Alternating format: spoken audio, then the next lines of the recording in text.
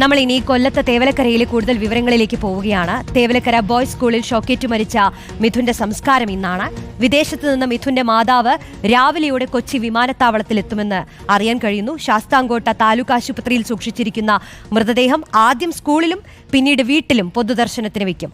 5 മണിക്ക് വീട്ടുവളപ്പിലായിരിക്കും സംസ്കാരം. ദിലീപ് ദേവസ്യ ചേരുന്നു കൊല്ലത്ത് നിന്നും. ദിലീപ്, മിഥുന്റെ അമ്മ എത്ര മണിയോടുകൂടിയായിരിക്കും എത്തുക? സംസ്കാര ചടങ്ങുകൾക്കായുള്ള ഒരുക്കങ്ങളെല്ലാം പൂർത്തിയായോ? സ്കൂളിലെ പൊതുദർശനത്തിനുള്ള ഒരുക്കങ്ങളും പൂർത്തിയായല്ലോ അല്ലേ? Roshni, very good morning.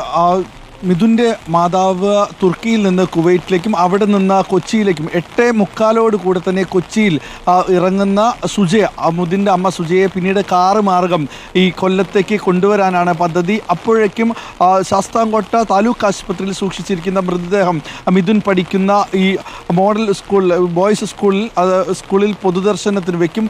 അതിനുശേഷം അവിടെ നിന്ന് വിലാപയാത്രയായിട്ടായിരിക്കും മിഥുൻ്റെ വീട്ടിലേക്ക് മൃതദേഹം എത്തിക്കുക. അവിടെയും പൊതുദർശനം ഉണ്ടാകും. വൈകിട്ടോടുകൂടി മിഥുൻ്റെ സംസ്കാരം നടത്താനാണ് ഇപ്പോൾ തീരുമാനിച്ചിരിക്കുന്നത്. രാവിലെ 10 മണിയോടുകൂടെ തന്നെ 10:30 സ്കൂളിൽ വയ്ക്കുന്ന പൊതുദർശനം നിരവധി ആളുകൾ എത്തുമെന്നറിഞ്ഞതോടുകൂടെ തന്നെ വലിയ സുരക്ഷയും ഒപ്പം തന്നെ അതിനുവേണ്ട മുൻകരുതലുകളും എടുത്തിട്ടുണ്ടെന്ന് ഗ്രാമപഞ്ചായത്ത് അടക്കം പറയുകയും ചെയ്തിട്ടുണ്ട്. എന്തായാലും മിഥുൻ്റെ സംസ്കാരം ഇന്ന് നടക്കുമെന്നുള്ളതാണ്. കഴിഞ്ഞ 2 ദിവസം മുൻപാണ് സ്കൂളിലെ സഹപാഠിയുടെ ചെരുപ്പെടുക്കുന്നതിന് വേണ്ടി മിഥുൻ സ്കൂളിലെ തൊട്ടടുത്ത് ചേർന്നുള്ള സൈക്കിൾ ഷെഡിന് മുകളിലേക്ക് എത്തുന്നതും അവിടെ നിന്ന് ഷോക്കേറ്റ് മരിക്കുകയും ചെയ്യുന്നത്. വലിയ വിവാദമായ സംഭവങ്ങൾ, സ്കൂളിന് ഫിറ്റ്നസ് നൽകുന്നതടക്കമുള്ള വലിയ പ്രശ്നങ്ങൾ അല്ലെങ്കിൽ അതിൽ എങ്ങനെ നൽകി എന്നുള്ള ചോദ്യങ്ങളടക്കം ഉണ്ടായ ഒരു സംഭവമാണ്. സ്കൂളിൻ്റെ ഫിറ്റ്നസ് തരത്തിൽ നേരത്തെ നമ്മൾ കണ്ടതാണ്. ഒരു തരത്തിലും ഫിറ്റ്നസ് നൽകാൻ പറ്റാത്ത ഒരു കെട്ടിടത്തിന് ഫിറ്റ്നസ് നൽകുകയും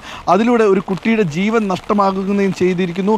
അതിന് നടപടികളടക്കം ഉണ്ടാകുകയും ചെയ്തിട്ടുണ്ട്. മന്ത്രിമാരടക്കം ഇത് സന്ദർശിക്കും. ഇന്നലെ വിദ്യാഭ്യാസ മന്ത്രിയും ഒപ്പം ധനമന്ത്രി ബാലഗോപാലും മിഥുൻ്റെ വീട് സന്ദർശിക്കുകയും KSEB അടിയന്തര സഹായമായി 5 ലക്ഷം രൂപ നൽകുകയും ചെയ്തു. ഇനി വിദ്യാഭ്യാസ വകുപ്പ് 3 ലക്ഷം രൂപയും ഈ വിദ്യാർത്ഥിയുടെ കുടുംബത്തിന് നൽകും. എന്തായാലും ഇപ്പോൾ കർശന നടപടി, ഈ കുറ്റക്കാർക്കെതിരെ കർശന നടപടി സ്വീകരിക്കണമെന്ന് തന്നെയാണ് ഈ വിദ്യാഭ്യാസ മന്ത്രി അടക്കം പറഞ്ഞിരിക്കുന്നത്. കഴിഞ്ഞ ദിവസം ഇന്നലെ സ്കൂളിലെത്തിയ ബാലാവകാശ കമ്മീഷൻ ചെയർമാൻ അടക്കം ഇത് സന്ദർശിച്ച ശേഷം ഈ കുറ്റക്കാർക്ക്, അതായത് ഇത്രയും വലിയൊരു കൃത്യവിലോപമാണ് അവിടെ കാണിച്ചിരിക്കുന്നത്. ഇങ്ങനെ ഒരു ലൈൻ പോകുമ്പോൾ അതിൻ്റെ താഴത്ത് ഒരു അനുമതിയുമില്ലാത്ത ഒരു സൈക്കിൾ ഷെഡ് നിർമ്മിക്കുന്നു. ആ സൈക്കിൾ ഷെഡിന് മുകളിൽ നിന്ന് കുട്ടിക്ക് ഷോക്കേൽക്കുന്നു, മരിക്കുന്നു.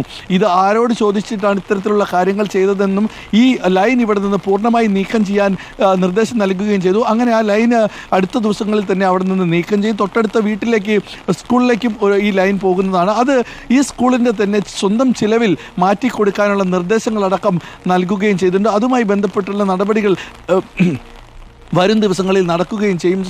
എന്തായാലും അമ്മ, ഈ മാതാവ് സുജ അല്പസമയത്തിനകം 8:45 കൂടെ തന്നെ കൊച്ചിയിലിറങ്ങും. അവിടെ നിന്ന് കാറിലെത്തിച്ച ശേഷം എത്തിക്കുകയായിരിക്കും. എന്തായാലും 10:30 കൂടെ തന്നെ ശാസ്താംകോട്ട താലൂക്ക് ആശുപത്രിയിൽ സൂക്ഷിച്ചിരിക്കുന്ന മൃതദേഹം പൊതുദർശനത്തിനായി സ്കൂളിലേക്ക് കൊണ്ടുവരും. അവിടെ പൊതുദർശനത്തിന് നിരവധി ആളുകൾ അന്തിമോപചാരം അർപ്പിക്കാൻ എത്തുമെന്ന് തന്നെയാണ് പ്രതീക്ഷിക്കുകയും ചെയ്യുന്നത്. റോഷ്നി.